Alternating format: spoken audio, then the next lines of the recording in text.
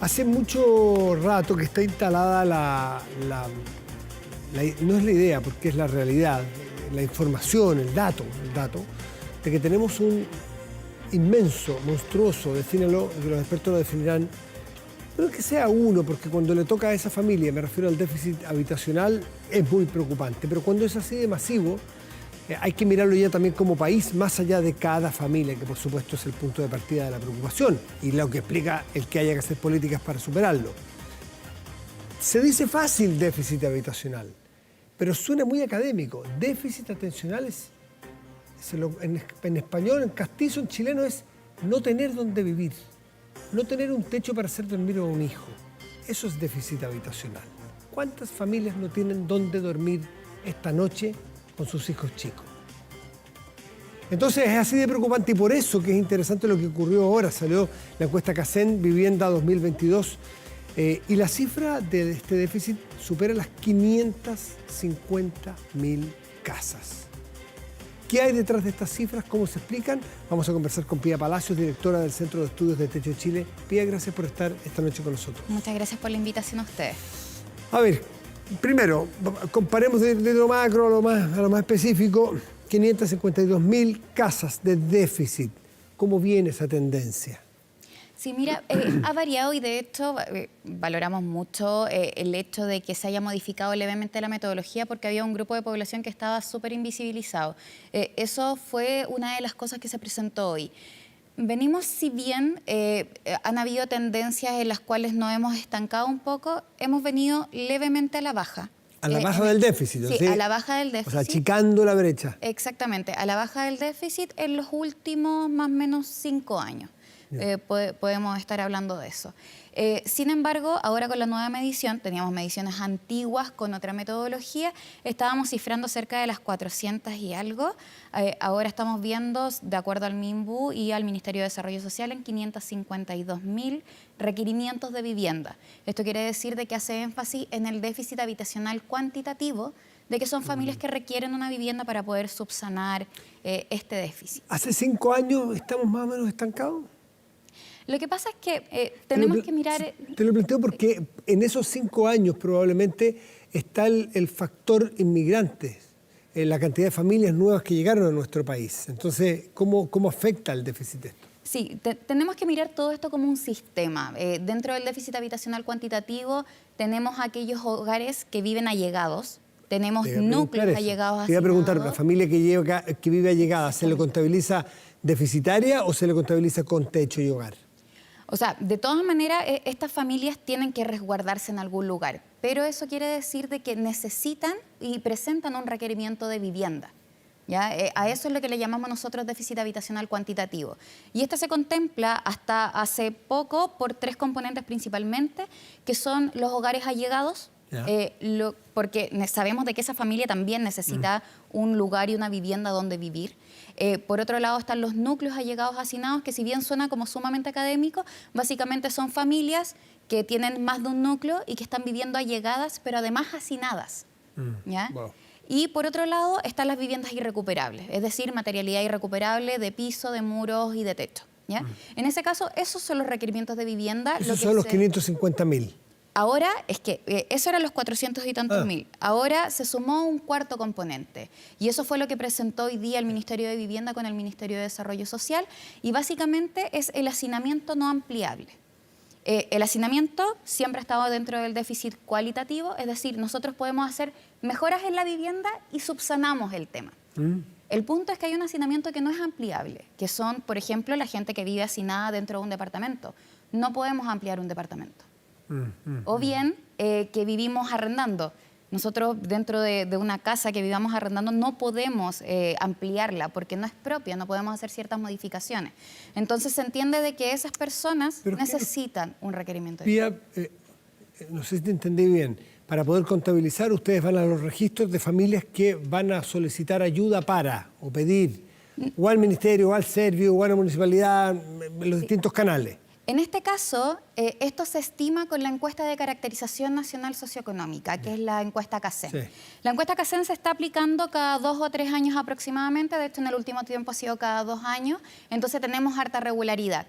Y con esta se puede calcular cada uno de los componentes. También se puede calcular con el censo, por ejemplo. Ya. Entonces, no es necesariamente la gente que está postulando a distintos subsidios, programas habitacionales, sino de que están llevando la contabilidad a partir de encuestas de caracterización socioeconómica y por otro lado del censo de población y vivienda. Pero como el censo ha estado desactualizado y recién tenemos que esperar al próximo año para que se aplique, la encuesta CACEN es La sumamente repartición precisa. regional, Pía, entiendo que la metropolitana se lleva la gran Todos concentración, ¿no los es cierto? ¿El 60%? Más o menos, sí. Del déficit está Del ubicado en la déficit región metropolitana. ¿Qué otras capitales regionales? Me imagino que son las otras. Mira, proporcionalmente, de acuerdo a la cantidad de hogares totales de la región, porque igual tenemos Sí. que entender de que la región metropolitana representa Es prácticamente, inmensa, claro. en cuanto a población, cerca del 40% del país total. Entonces, siempre comparémoslos con la cantidad de hogares que tienen regionalmente. Regionalmente está concentrado en el norte del país principalmente. Ahí está el déficit. Y en la región metropolitana. Entonces, si es el norte y la metropolitana, evidentemente el factor inmigración juega un rol explicativo aquí. ¿Por qué está pasando esto, no? Mira, no necesariamente. ¿No? Es un factor que influye, lo sabemos completamente, pero no es el completamente determinante. Mira. De hecho, los precios de la vivienda, por ejemplo, vienen subiendo desde hace más de 10 años a un ritmo completamente desigual del cual suben los salarios. Entonces, hay un problema de asequibilidad a la vivienda que tenemos que entender y que esto está llevando a las familias a vivir de allegados o a buscar otras estrategias de solución habitacional porque básicamente no existen. Ahora, hemos visto un montón de reportajes actualmente viendo, por ejemplo, los temas de subarriendo, Sí. o de arriendo de piezas, donde viven muchas familias hacinadas, porque básicamente es la única estrategia de solución habitacional que es autogestionada a la que pueden acceder distintas personas. Ya. Entonces, para poder finalmente enfocar cierto tipo de políticas, necesitamos conocer primero cuántos son, quiénes son. ¿Cómo ha resultado este proyecto que impulsa el gobierno y el Ministerio de la Vivienda, puntualmente este plan de emergencia habitacional? Mira, el plan de emergencia ¿Qué frutos se habitacional, está dando? primero, se valora tremendamente porque está acelerando, está permitiendo acelerar la construcción de vivienda. Ya. ¿Ya? Y por otro lado, diversificar las formas de obtención de la vivienda. Nosotros todavía tenemos sumamente arraigado esto de la vivienda propia. Sin embargo, también tenemos que saber de que existen otras estrategias, tal vez a corto plazo, pero que dentro de la emergencia habitacional en la cual se vive actualmente, es sumamente importante, por ejemplo, de que exista oferta de arriendo. Y arriendo a un precio justo. Y estoy hablando de justo como los estándares internacionales que nos hablan que ojalá el tema de la vivienda no tuviera un cargo del más del 30% de los ingresos totales del hogar. Acá en el primer quintil de ingresos supera el 50%. Ya, pero eso es curioso, establecer el precio justo si es desde la demanda o desde la oferta. Exactamente. Porque quien es dueño de un departamento, si lo arrienda en 200, a él le parece justo 200 y a lo mejor por justicia en lo que representa el ingreso de esa familia, 200 es imposible, le resulta a ellos injusto. Entonces, ¿cómo se define qué es lo que es justo? Sí, por eso, estándares internacionales nos hablan acerca de que la carga no debería exceder, o sea, la carga del precio y de todo lo que tiene que ver con la vivienda no debería exceder El 30% para de un los hogar, ingresos. El 30% Eso es los de la ingresos. demanda, o sea, pero desde la oferta, Exactamente. desde el dueño del departamento, El punto es que está acá pagando no un podemos crédito. regular. Ese es el gran punto. Acá no podemos regular porque básicamente es un trato entre particulares. Eso es lo que está pasando. Ahora, ¿qué pasa con el precio de la vivienda? ¿Por qué está aumentando a un ritmo completamente desigual del de los ingresos? Es también otro tema en los cuales nos tenemos que enfocar porque ese es uno de los principales factores que está llevando a distintas situaciones de exclusión habitacional, tanto en las ciudades como en el mundo rural. ¿Y cómo han dado? Porque se ha escuchado la estrategia muchas veces de paños o sitios que son estatales y que están bien ubicados, donde permitirían, por ejemplo, hacer construcciones de mayor concentración, con un buen mobiliario, cerca de metro, por ejemplo. ¿Se ha avanzado en eso o no hemos quedado en los planes y las presentaciones? Sí, la verdad es que ahí creo que es sumamente importante seguir avanzando. ¿Pero a qué velocidad se ha avanzado? Sí, mira... ¿O la creo- permisología también afecta a eso? Mira, más allá de la permisología, voy a un tema que es más burocrático. El Eso, tema, la eso de la construcción, lo que pasa es que la permisología es necesaria porque necesitamos cumplir con estándares. Nosotros sabemos de que ahora tenemos estándares infinitamente mejor a las viviendas que estaban construyendo en los 90. Y eso se ve en la calidad, en la construcción. Son otros estándares porque cambiaron los materiales, las necesidades del país. Exactamente. Pero la burocracia que existe para poder gestionar desde un suelo hasta la construcción, etcétera, pueden pasar muchísimos años. La construcción de una vivienda es sumamente corta. ¿Y ahí el gobierno tiene algo que hacer, José, usted? O sea, de hecho, está acortando mucho los tiempos de construcción, por ejemplo, con el tema de la vivienda industrializada. Entonces, con ese tipo de cosas estamos acelerando algo. De hecho, yo creo que el plan de emergencia habitacional va sumamente a la línea correcta. El punto ¿Y en es velocidad o en dirección? En dirección y también en velocidad. Pensamos que, Es decir, que con si números, vamos en velocidad y el gobierno tiene una buena velocidad y dirección para este proyecto, ¿cuándo va a lograr el déficit cero? O sea, déficit cero es muy difícil. ¿Cuál es la meta de este plan de gobierno? Porque tenemos que ver, el plan la meta de este gobierno son 260.000 viviendas. Que probablemente se van a cumplir. Ahora, el punto es que estamos hablando de 552.000 viviendas, requerimientos de vivienda, y eso que no hemos contabilizado los hogares en campamento, que nosotros estamos cifrando en 114.000.